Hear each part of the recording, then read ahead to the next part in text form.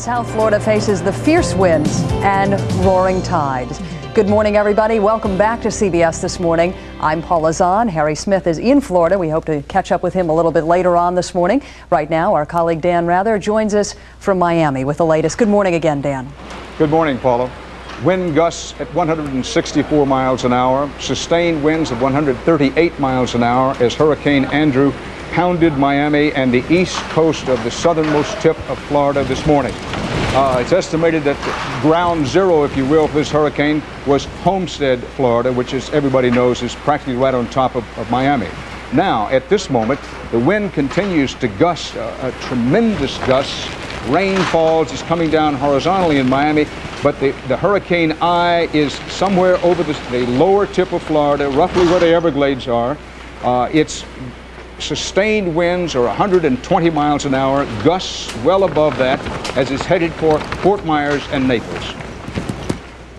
Dan Rather, thank you very much. We'll be checking in with you throughout the morning. Time now to continue our coverage on Hurricane Andrew. The storm is now centered well inland over the Everglades in South Florida. The storm made landfall, as Dan just reported, at Homestead, which is just about 25 miles south of downtown Miami. It should continue on that line that should take it out into the Gulf just south of Fort Myers. Juan Vasquez joins us from Miami with the latest from there. Good morning, Juan.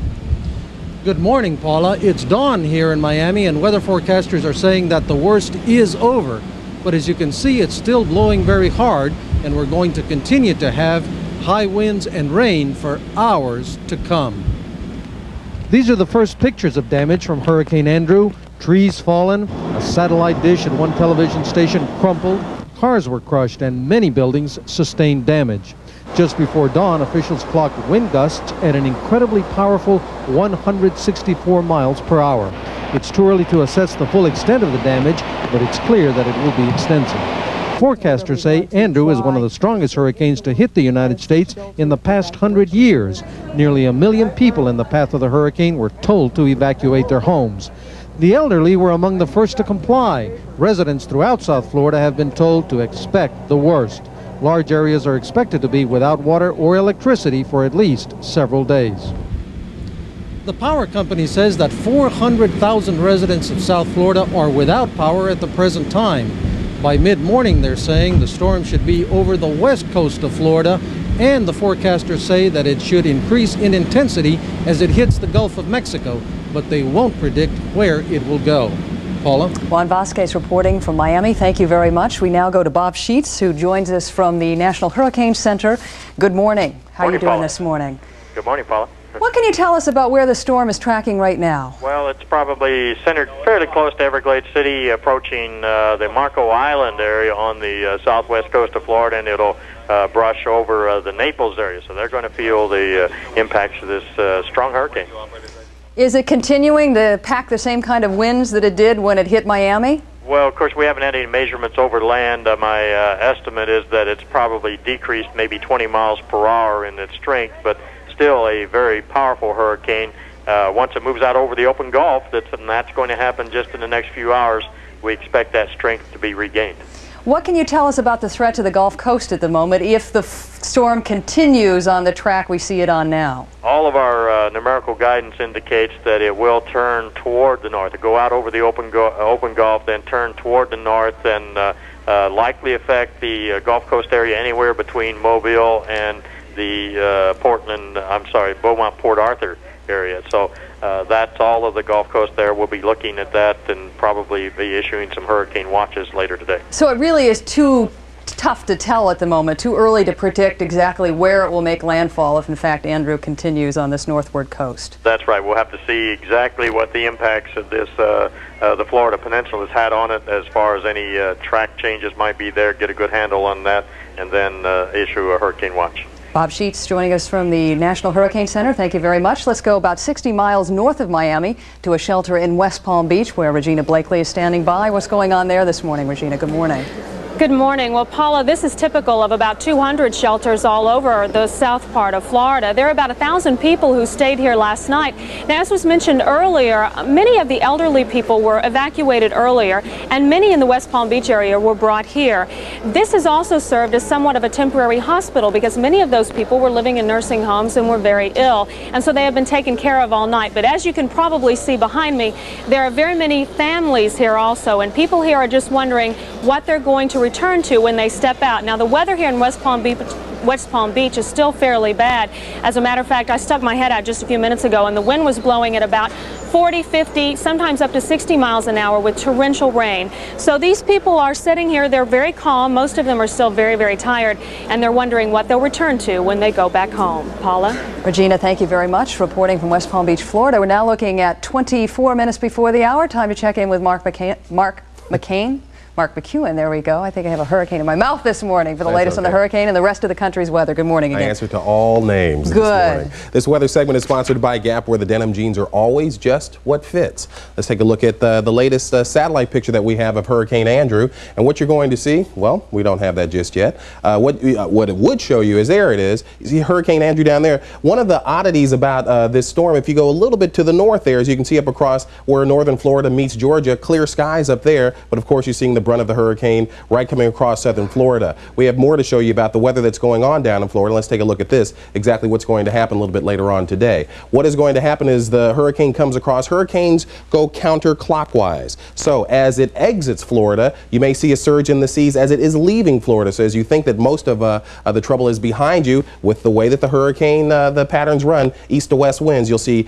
maybe a surge of water there as well. We have more to talk about. As you can see, these are the rain amounts down in the Miami-Dade area, Dade County area down there. 5 to 8 inches of rain is what you're going to be seeing, the rainfall potential from the hurricane. You go a little bit further to the north, we're talking about the Tampa area as it lessens a little bit, 2 to 5 inches, and a little bit even further to the north, places like Old Pensacola, we'll see about 2 inches of rain. But as I mentioned, right to the north of there, clear skies, and they're having not a bad day, unlike what is going on down in the southern end of Florida.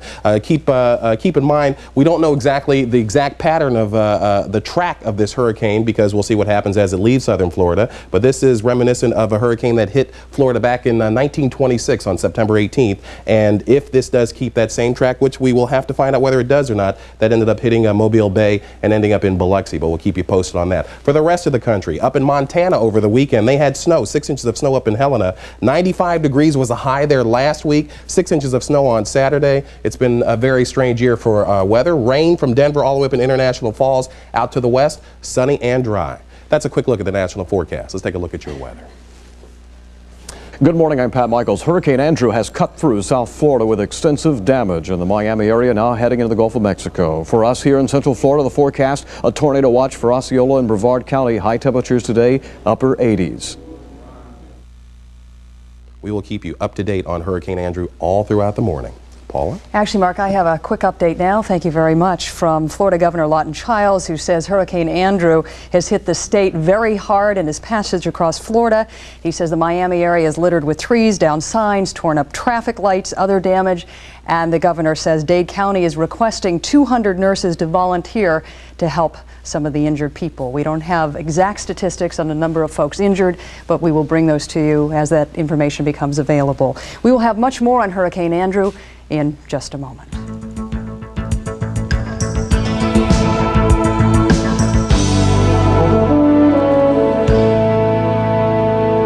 19 minutes before the hour. Hurricane Andrew came ashore this morning in South Florida, packing winds of more than 150 miles per hour and forcing hundreds of thousands of people from their homes. Dan Rather is standing by with us this morning in storm-ravaged Miami. You were supposed to be on vacation. What happened, Dan? Well, story calls, you know, Paula. Top wind gusts officially registered 164, sustained winds of 138 miles an hour as the hurricane slammed into Miami. Now it's moving across the lower tip of Florida, headed for Fort Myers and Naples. With me is Thomas Califano, who's the operations supervisor for AT&T. Give me a damage assessment. What's working and what isn't working after these winds of gusts up to 164? What we can tell you now, Dan, is that our network is operating normally. However, we have a significant amount of power lines down in the entire Dade County, Miami area. So it's probably better than 500,000 people without power right now. Now, if someone's in another part of the country and wants to know what's happened to their grandmother, their aunt, their friend here, what should they do? What should they not do? What we would encourage them to do, Dan, is to permit the calls to originate from this area so that all of the relatives can make it known to their relatives that they're okay down here, rather than flooding Florida with calls coming in from the rest of the country. Now, you mentioned a lot of wires down, particularly power lines down. We know that water and wires are the greatest danger. Can you give folks some helpful hints how to get through this period? The best thing to do, of course, while the eye of the storm is past, we still have a particular period of time we need to stay off the streets as best we can, and of course stay away from any downed wires. Thank you very much. We appreciate your help this morning. Appreciate all the help you've given to us. Well, I think it may be worth mentioning that this whole area, when we say this whole area, the whole southern half of Florida, in effect, is also under a tornado watch. Unfortunately, hurricanes almost always spawn some tornadoes, and so even though the worst of the eye of the hurricane is past the lower Atlantic coast area, in the whole southern half of the state, people have to watch out for tornadoes. The other thing you've talked about this morning, Dan, is the storm surge. Any update now on the kind of damage that is causing? I guess this hurricane came through at the worst possible time during high tide in Miami. It did, Paula. It's too early, and it's going to be a while before we know. Keep in mind that the wind here, while we don't have 164-mile-an-hour wind gusts up, this is still a powerful and dangerous wind, and some of the water is still rising, combination of the sea surge, high tide, and wind-driven water. So it's just too early to tell. I think it is fair to say, though, Paula, that the damage along the extreme lower eastern coast of Florida is going to be immense. We just reported that Florida Governor Lawton Chiles is asking for 200 nurses to volunteer to come to Dade County to help out with the injured. Are you hearing anything about the kinds of injuries people have sustained and how seriously injured they are? No, Paula, I'd be reluctant to talk about that. We've heard reports, but we haven't confirmed anything.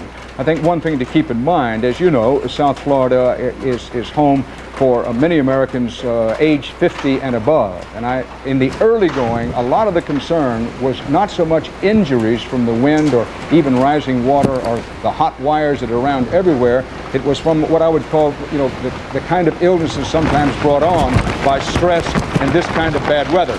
But it may be a while before we know, one, whether anybody's been killed in this hurricane on the U.S. mainland. At least 4 people are reported killed in the Bahamas when it swept through there earlier.